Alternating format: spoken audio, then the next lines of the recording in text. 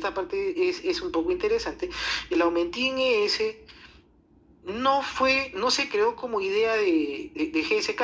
De hecho, fue un pedido de los organismos regulatorios al fabricante de amoxicilina ácido clavulánico, que es GSK, ¿no? Para poder combatir a ese neumococo de sensibilidad intermedia que estaba en Estados Unidos y el Reino Unido, y el norte de Europa hace 25 años aproximadamente, ¿no? Entonces, justamente lo que se vio es que a la formulación habitual de Aumentin, si le agregaban más amoxicilina, pues ese neumococo era erradicado, ¿no? Y así empieza la creación de estas formulaciones, que básicamente lo que hicieron fue aumentar amoxicilina y reducir la concentración de ácido clavulánico a un mínimo donde todavía funcione. Con eso disminuían la tasa de eventos adversos relacionados con el ácido clavulánico y maximizaban el efecto de la amoxicilina. Cuando uno habla de macrólidos, el tema ya está bien complicado, porque prácticamente toda Latinoamérica, salvo Uruguay y un poco Argentina, sí, es verdad, un poco Argentina, tienen todavía sensibilidad a macrólidos. El neumococo tiene sensibilidad a macrólidos.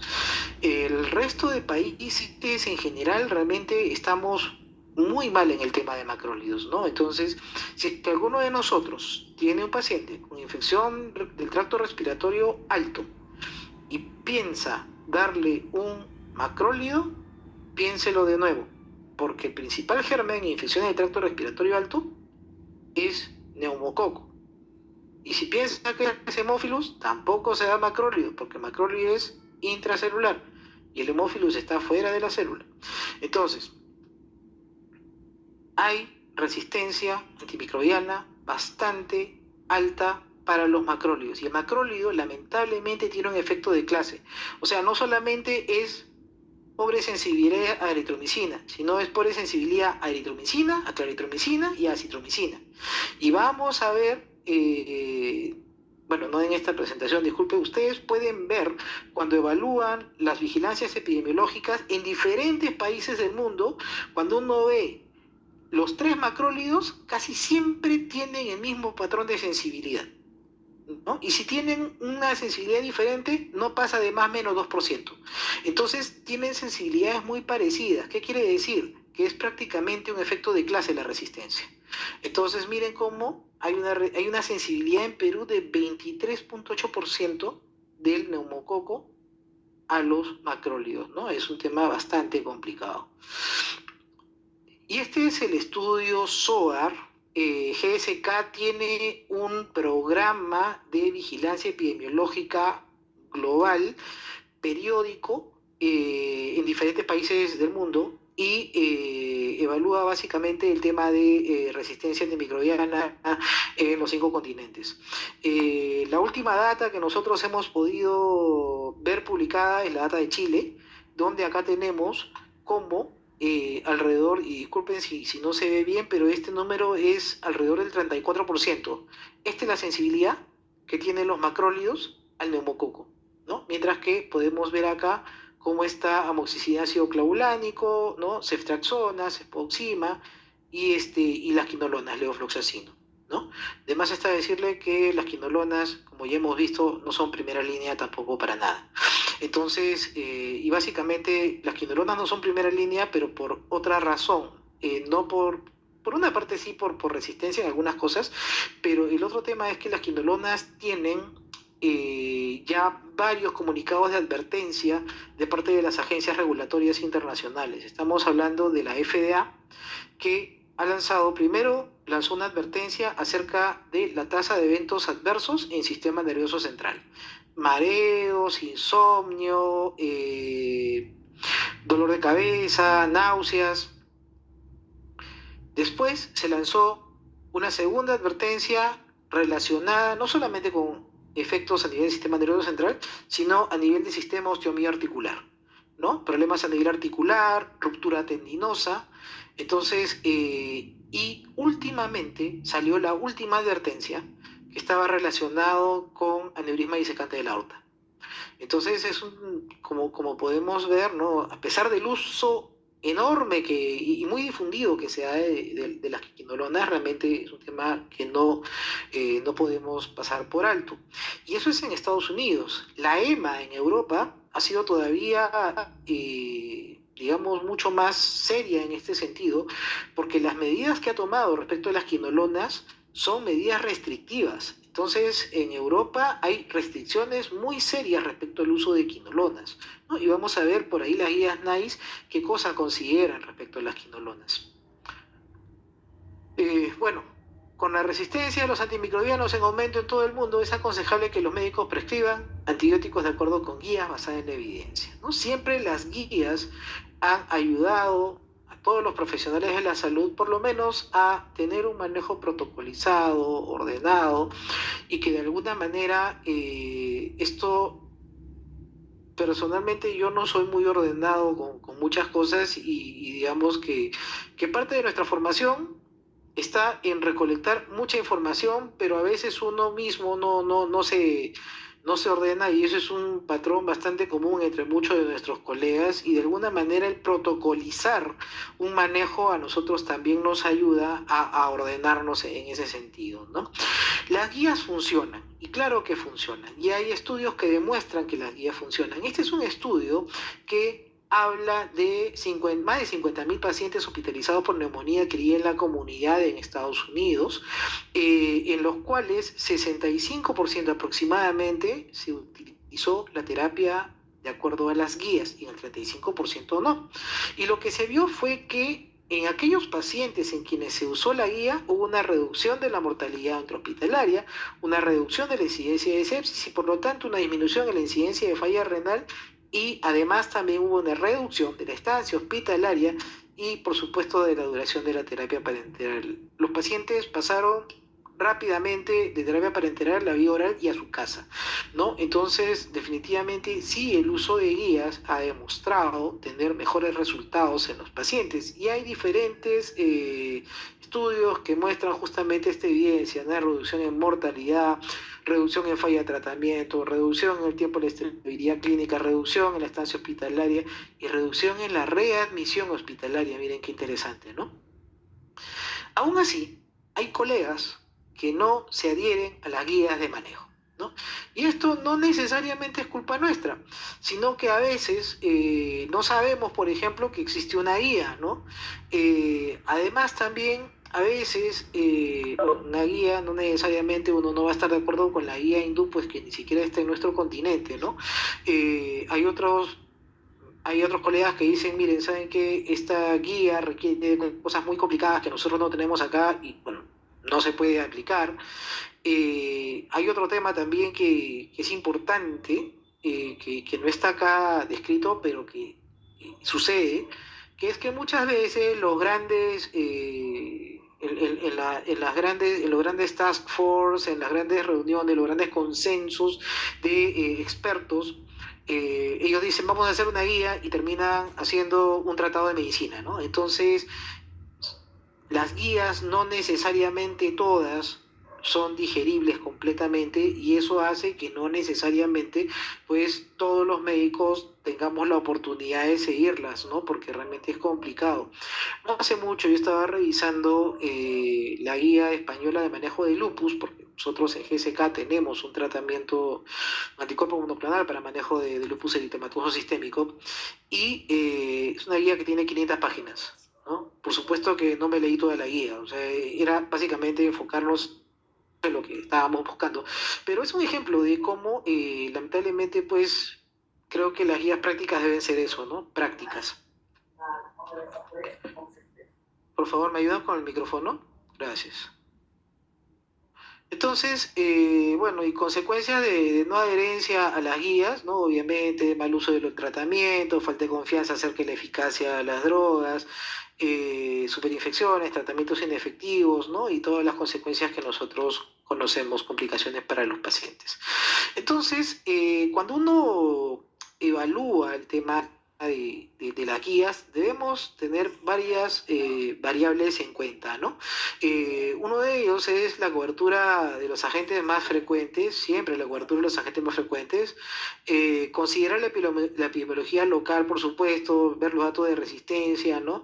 Y también ver cuál es la posibilidad de desescalar al paciente lo antes posible, ¿no? Es parte del manejo. Y ya yendo un poco a las guías que nosotros hemos podido ver para las infecciones del tracto respiratorio adquiridas en la comunidad, hablaremos primero pues de la guía de otitis media aguda, donde está la guía de la Academia Americana de Pediatría, que miren, es una guía que viene del año 2013 y que hasta ahora no continúa con nosotros. Realmente es una guía que ya tiene bastante tiempo y no por eso ha dejado de estar vigente, ¿no? Realmente es importante reconocer que el trabajo que hicieron tanto la Academia Americana de Pediatría como la Academia Americana de Médicos de Familia llevó a la confección de una guía bastante robusta. ¿Qué dice la guía de la Academia Americana de Pediatría? Básicamente, y discúlpenme los pediatras si estoy yendo demasiado básico, pero habla pues de amoxicilina como primera línea, ¿no? Habla también de la alternativa que representa amoxiclavulánico en estos pacientes. Importante, en la primera línea, miren, para el año 2013 ya nos estaba recomendando el uso de macrólidos justamente por lo que les comentaba hace un rato, por la eficacia limitada contra neumococo y contra Haemophilus influenza, ¿no? Uno por el tema de resistencia antimicrobiana y el otro por el mecanismo de acción, ¿no? Básicamente el tema de ser drogas que tienen un mecanismo más intracelular. Eh, Además también se habla un poco del tema relacionado con aquellos pacientes que tienen reacciones alérgicas, que son alérgicos a las penicilinas, ¿no? Mucho se habla de que el paciente alérgico a la penicilina debe rotar de inmediato a un antibiótico tipo macróleo, que ya sabemos que va a ser difícil de usar, o una quinolona, ¿no? Entonces, y el punto acá es, ¿realmente todos los pacientes deberían rotar a estos antibióticos? Mire, y de hecho las guías lo mencionan. La tasa de sensibilidad a cefalosporinas, que en algún momento se hablaba de 8 a 10%, realmente es de aproximadamente 2%. Pero hay un dato también que es bien importante, que habla acerca de la tasa de reacción cruzada de 0,1% entre las cefalosporinas de segunda y tercera generación versus penicilinas en aquellos pacientes que han desarrollado en algún momento alergia a penicilina leve o moderada. O sea, no reacciones graves. Los que han hecho reacción grave, shock anafiláctico, angioedema, ese paciente tiene que recibir otra cosa.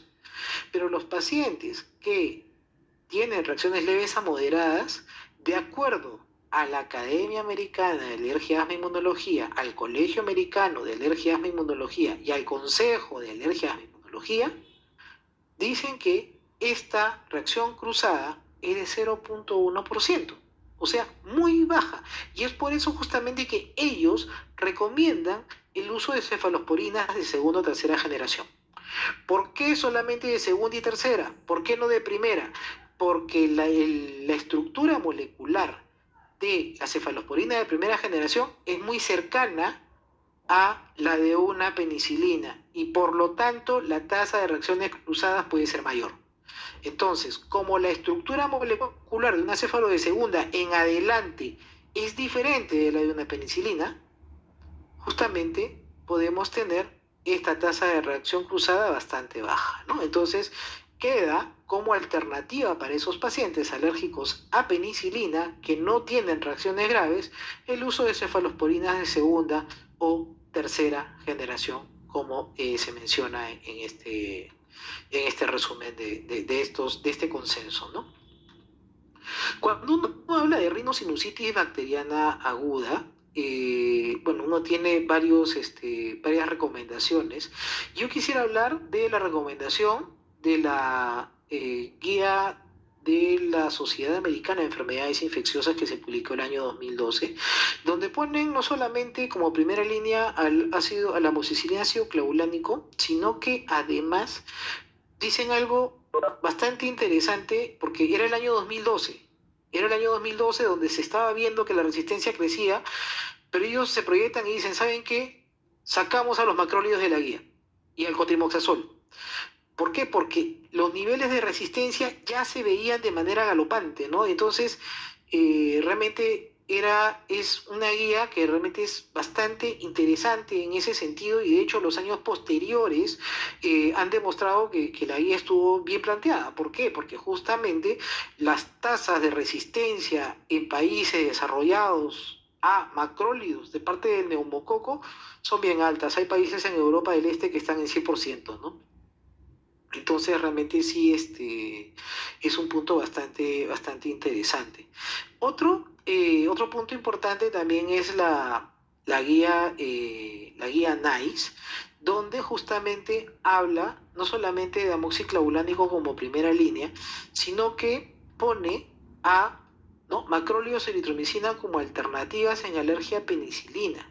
Pero ellos no hablan de los macrólidos con mucho cuidado por el tema de la resistencia, pero no se habla de quinolonas.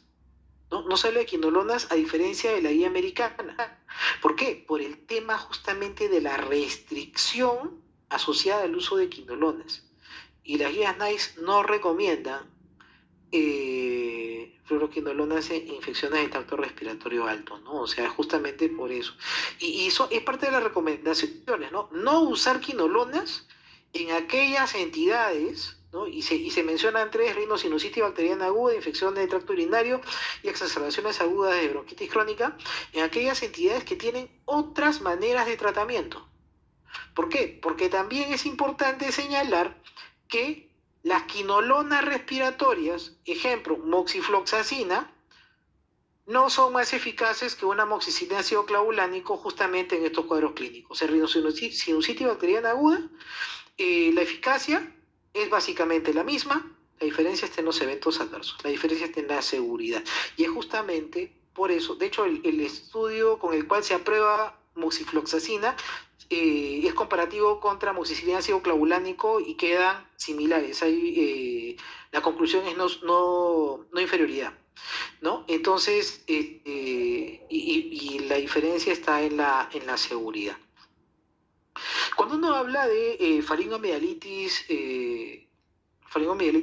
obviamente bacteriana, por estreptococo beta hemolítico de grupo A, hasta ahora lo que dice la guía es usemos penicilina, ¿no? Usemos penicilina, es el tratamiento de elección, es lo que tenemos que usar, etcétera. Ahora, es importante señalar que hay tratamientos que han sido evaluados también para faringomielitis y que han tenido muy buenos resultados tanto en cura clínica como en erradicación bacteriana. Y en ese sentido nosotros podemos hablar de cefuroxima. Cuando uno evalúa cefuroxima, uno puede obtener datos de diferentes estudios clínicos donde definitivamente al comparar tanto penicilina como cefuroxima, la evidencia favorece en cura clínica y además en erradicación bacteriana a cefuroxima, ¿no? En ese caso, entonces, cefuroxima también es una alternativa bastante interesante para manejar justamente la faringomielitis debida a estreptococo beta hemolítico de grupo A, ¿no? Y eso es algo que también podemos nosotros evaluar. Bueno, esto es básicamente para remarcar que en caso de resistencia hay que cultivar, ¿no? Si tenemos a un paciente que a pesar del tratamiento sigue haciendo faringomielitis a repetición, recordemos que ese paciente tiene familia y que hay un tema también de portadores en cuanto a este estreptococo beta hemolítico, ¿no? Entonces, la idea es evaluar, hacer cultivo en la familia y tratar a la familia cuando tenemos el tema de faringitis a repetición, ¿no? Cuando uno habla de neumonía adquirida en la comunidad, bueno, la amoxicilina todavía tiene un rol bastante importante en lo que es la neumonía que llega a la comunidad en pediatría, y de hecho amoxicilina ácido clavulánico ha comenzado también a formar parte del arsenal terapéutico para neumonía adquirida en la comunidad. para pediatría. Y bueno, ya en adolescentes sí podemos estar hablando de la presencia de gérmenes atípicos, micoplasma, clamidia, que obviamente tiene como terapia de manejo pues los macrólidos, ¿no? Y ahí sí, los macrólidos, felizmente no hay resistencia de micoplasma, de clamidia, entonces funcionan para estos cuadros clínicos, ¿no?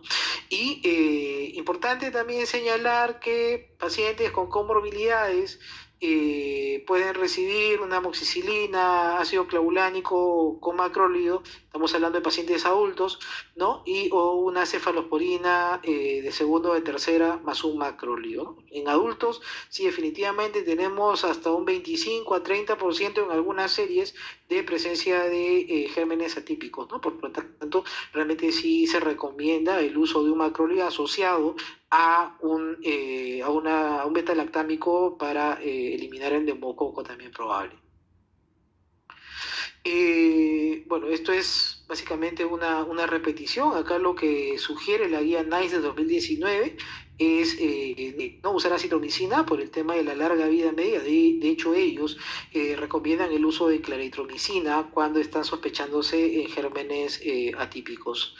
Y bueno, en comorbilidades también se habla del uso de fluoroquinolonas respiratorias que tiene justamente estas consideraciones, ¿no? Relacionadas con el uso de eventos adversos que podemos ver acá, ¿no? Las guías NICE, el año 2019, hablan acerca de la seguridad de las fluoroquinolonas y deben usarse solo cuando no se puedan prescribir otros medicamentos, ¿no? O cuando estos medicamentos no han sido eficaces. Entonces, siempre mucho cuidado, por favor, con el uso de fluoroquinolonas.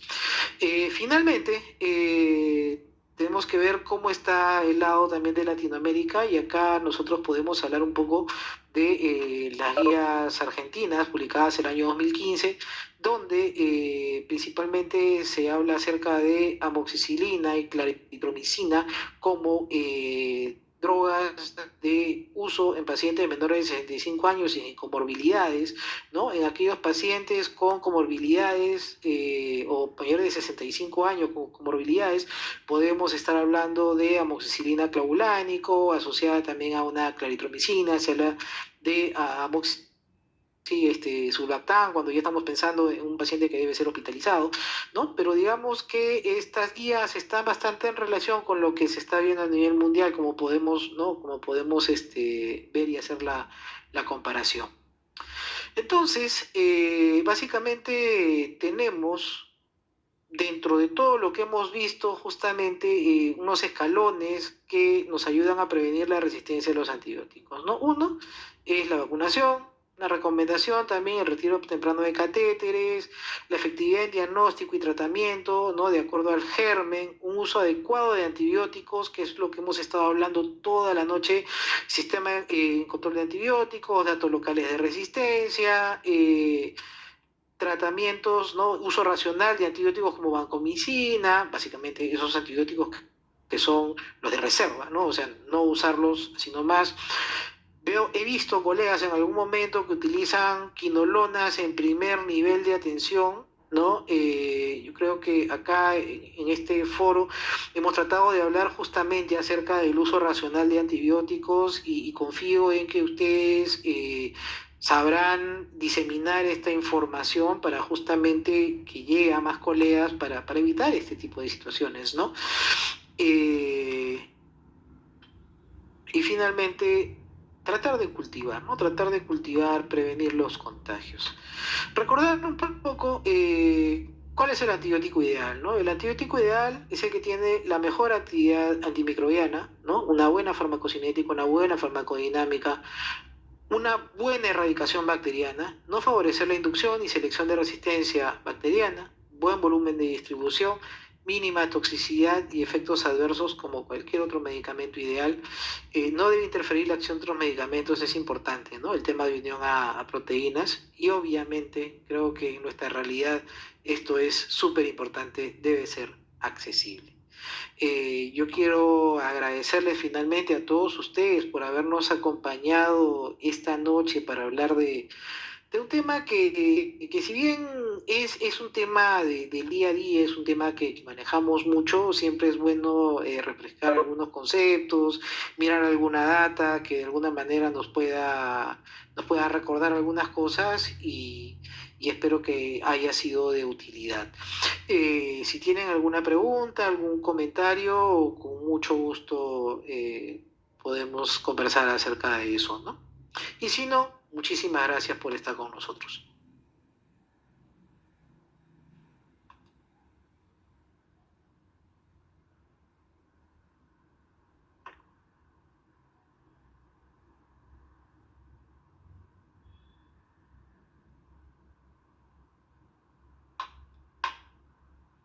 Sí, doctor Sandoval, muchísimas gracias por la exposición, muy didáctica, muy clara, y hacemos una invitación abierta a cada uno de ustedes para que puedan compartir sus ideas, de repente si han tenido alguna experiencia, nos puedan compartir también si tienen alguna duda, alguna pregunta, lo pueden hacer activando sus micrófonos o también mediante el chat.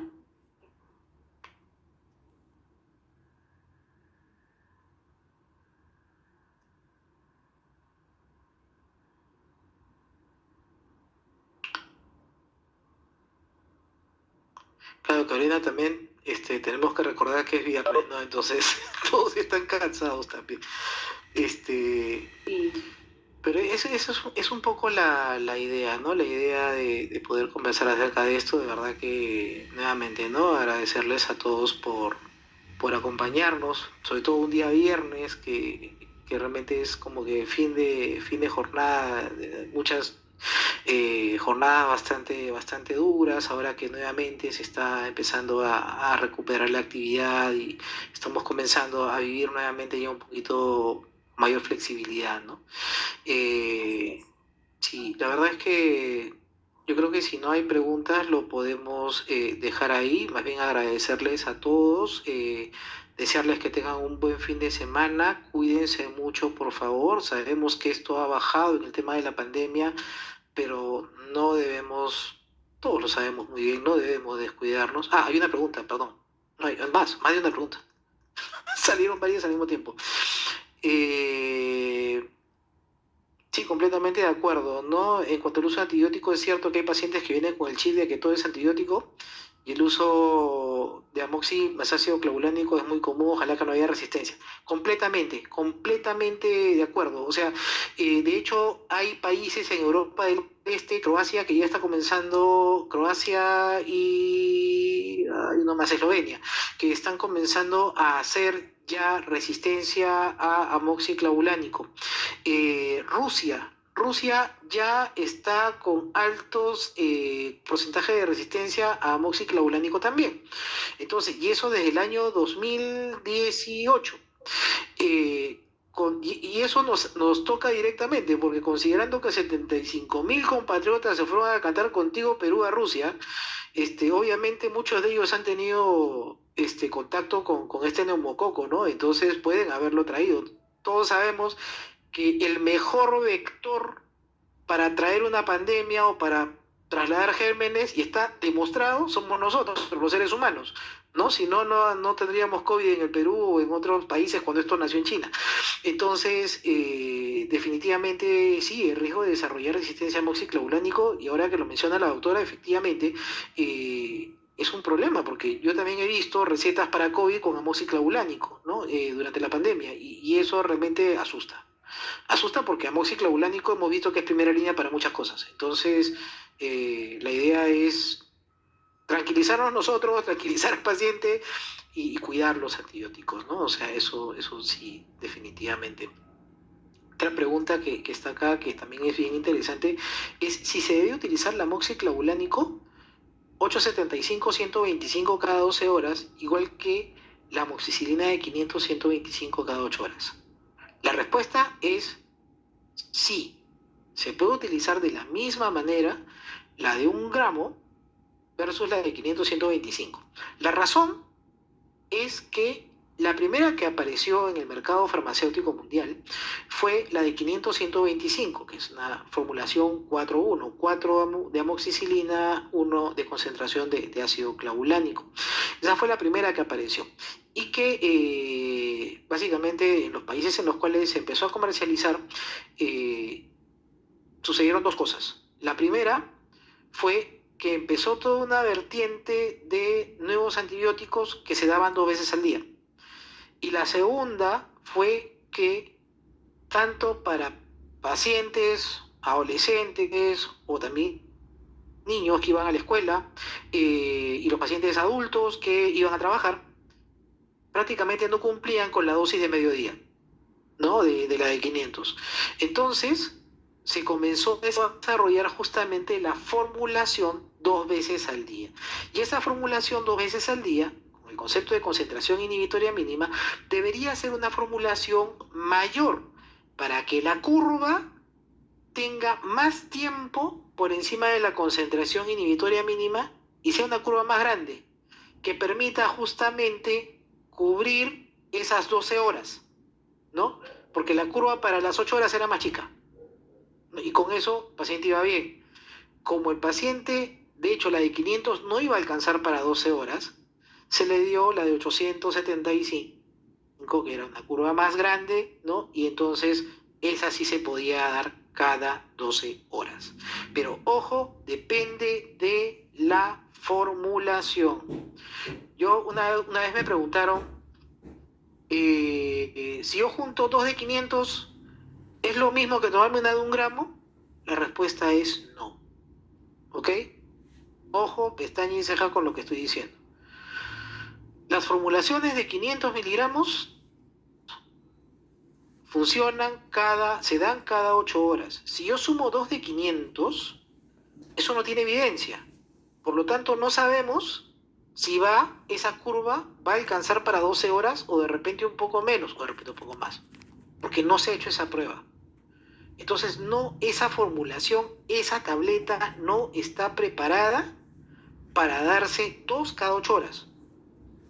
¿Ya? O sea, eso es bien importante, porque hay gente que dice, no, como la de 1 gramo a veces, el paciente viene diciendo que es muy cara o... Bueno, incluso ahora la compañía tiene maneras, ha bajado los precios y yo creo que ahora está más accesible por diferentes razones.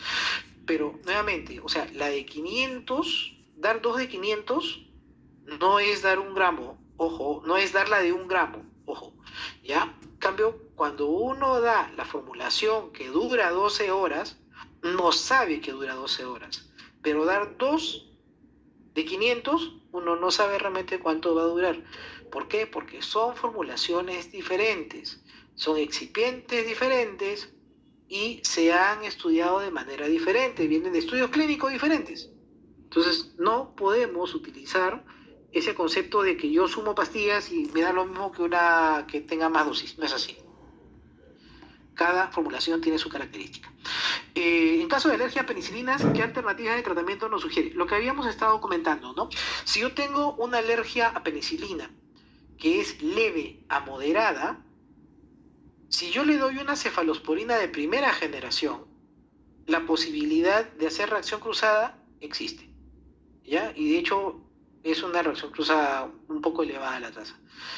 Pero si yo le doy cefalosporinas de segunda generación en adelante, cefuroxima, ceftriaxona, cefixima, cualquiera de esas, la posibilidad de hacer reacción cruzada en pacientes que tienen alergia leve a moderada